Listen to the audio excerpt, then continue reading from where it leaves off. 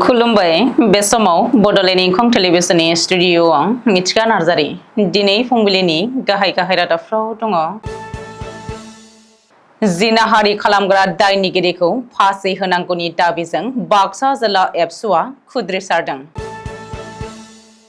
गुवाहाटीआव सासे सिटी बास हान्थियारिया 26,000 रां खावजादों। बांलादेशनि सासे एमपिआ कलकातायाव गोमादों। नलबारिनि स्ट्रं रुमाव जालांनाय बेले-बेजे जेंनानि सायाव नायबिजिरनो आसाम सोरखारनि बिथोन। गुवाहाटीआव गोबां बिबांनि हेर'इन ड्राग्सजों लोगोसे सासे हमजादों। गुवाहाटी रिजार्भ बेंकनि लांगोनायाव गोबां बिबांनि नकल रांजों लोगोसे सासे हमजादों। बङाइगावआव दोलोआरि जिनाहारि 7 हमजाबाय। दानिया फैदोनि आबुं रादाबाव।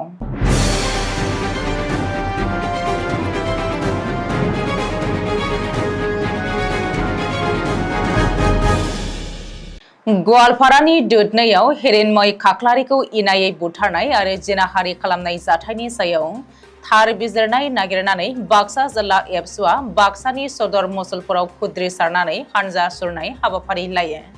बे हानजा सुरनायनि सिगां खास्रि बिस्रि जिउ फोजोबजानाय हेर'इन खाख्लारिखौ जिउमाया सोरगोआव आलो गोजोन जायगा मोनहोयो बेनि थाखाय बिथांनि मुसुखायाव आलारि बाथि सावो।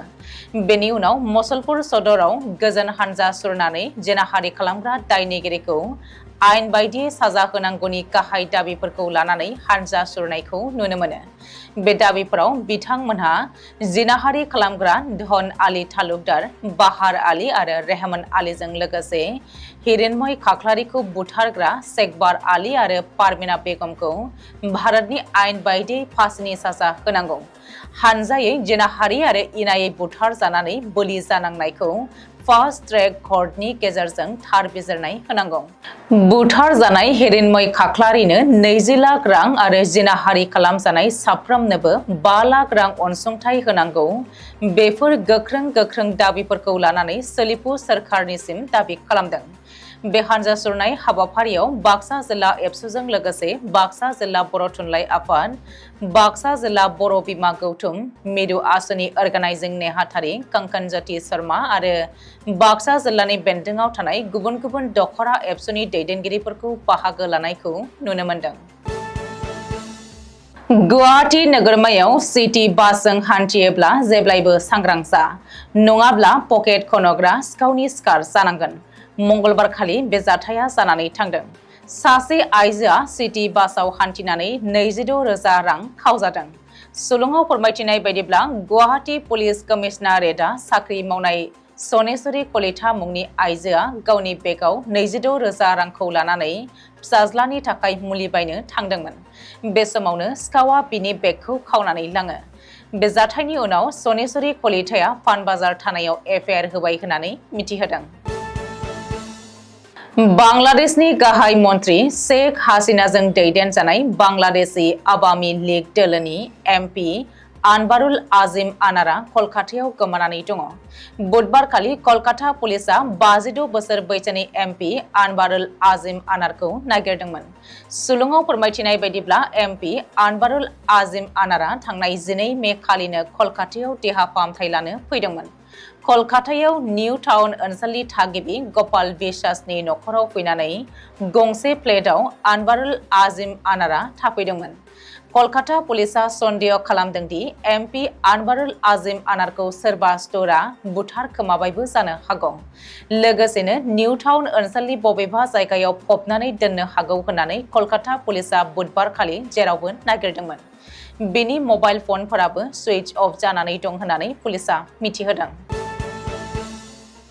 थांनाय 7 मे खालि हराव बिसायख'थि जोबखांनायनि उनाव नलबारिनि स्ट्रं रुमाव जालांनाय बेले-बेजे जाथायनि सायाव नायबिजिरनो थाखाय रायजो सोरखारा बिथोन होदों। नखर बिफाननि चिफ सेक्रेटारि बेकाइलियान चक्रवर्तीखौ इनकुवारि अफिसार बिबान होनानै थाबैनो नायबिजिरनो बिथोन होदों। नलबारि जिल्लानि जिल्ला बेंगिरि ड. बर्नाली टेकाखौबो बे नायबिजिरनायाव हेफाजाब होनांगौ होननानै बिथोन होदों। मानो होनोब्ला स्ट्रं रुमाव रैखाथि गैयै एबा बेले-बेजे जालांनाय जाथायनि सायाव नायबिजिरनो थाखाय बरपेटा HPCनि कंग्रेस बिजाथि दि बायना अजद दैखांदोंमोन। बे नायबिजिरनायाव राजनीतिक दैदेनगिरिफ्राबो थाफानांगोन होननानै बिथोन होदों। मख'नो गोनांदि बिसायख'थि आय'गा DC बर्नाली देखानि रिपर्ट बायदियै बिबानाव थानाय सोनाब नलबारि सार्कलनि सार्कल अफिसार अर्पणा शर्माखौ सासपेन्ड खालामदोंमोन।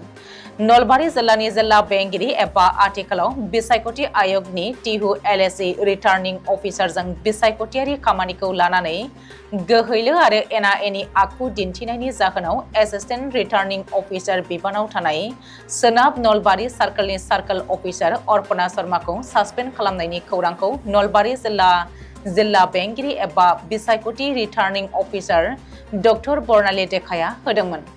डक्टर बर्नाली देखाया मिथिहोनाय बायदिब्ला थांनाय 7 मेनि हर गेजेराव पोलिं स्टेशननिफ्राय फैनाय EVM बक्सफोरखौ थि समाव स्ट्रं रुमाव सोजोबा जासे लांख्रां-सिंख्राङै बायजोआव दोननायखौ 12:30 रिंगा समाव गाव नुहैनानै जेब्ला एसिस्टेन्ट रिटार्निं अफिसार अर्पणा शर्माखौ बुङो अब्ला अर्पणा शर्माया DC डक्टर बर्नाली देखाजों दान्थे-बिदान्थे जानानै खामानि जोबैनि सिगाङावनो हरनि 2 रिंगायाव बै जायगाखौ नागारलांदोंमोन, जायनि जाहोनाव रिटार्निं अफिसार डक्टर बर्नाली देखाया गुबुन सासे अफिसारखौ बिबान होफिननो गोनां जादोंमोन। गुवाहाटी नोगोरमानि कैनाथारा ओनसोलाव पुलिसआ गोबां बिबांनि हेर'इन ड्राग्सजों लोगोसे सासे दायनिगिरिखौ एरेस्ट खालामदों। बशिष्ठ थानानि STFआ मोन 23 कन्टेनाराव गासै 30.5 ग्राम हेर'इन ड्राग्सजों लोगोसे नोगोद 2,160 रांबो जब्द खालामदों। हमजानाय ड्राग्स पेडलारनि मुंखौ मोहम्मद आबुल सामा होनानै सिनायथि होदों पुलिसआ। गुवाहाटी पुलिसआ गोबां बिबांनि नकल भारतीय रांनि नटजों लोगोसे सासे दायनिगिरिखौ मंगलबारखालि एरेस्ट खालामदों। पानबाजारनि रिजार्भ बेंक लांगोना मोखाङाव पानबाजार थानानि पुलिसआ मुकेश कुमार साहु मुंनि सासे दायनिगिरिखौ एरेस्ट खालामनो हादों। पुलिसनि सुलुङाव फोरमायथिनाय बायदिब्ला दायनिगिरि मुकेश साहुनिफ्राय नोगोद 3 लाख रां नकल भारतीय रांनि नट मोननो हादों। पुलिसआ मोजाङै नायबिजिरबावनो मुकेश कुमार साहुखौ सोंनाय फिननाय खालामगासिनो होननानै फोरमायथिदों। बङाइगाव पुलिसआ दोलोआरि जिनाहारि खालामग्रा 5 दायनिगिरिखौ एरेस्ट खालामबाय।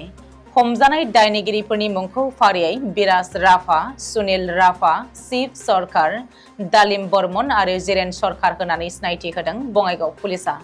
पुलिसनि सुलुङाव फोरमायथिनाय बायदिब्ला बिसोर हमजानाय 5 दायनिगिरिफोरा गासैबो उन्दै बैसोनि जोब।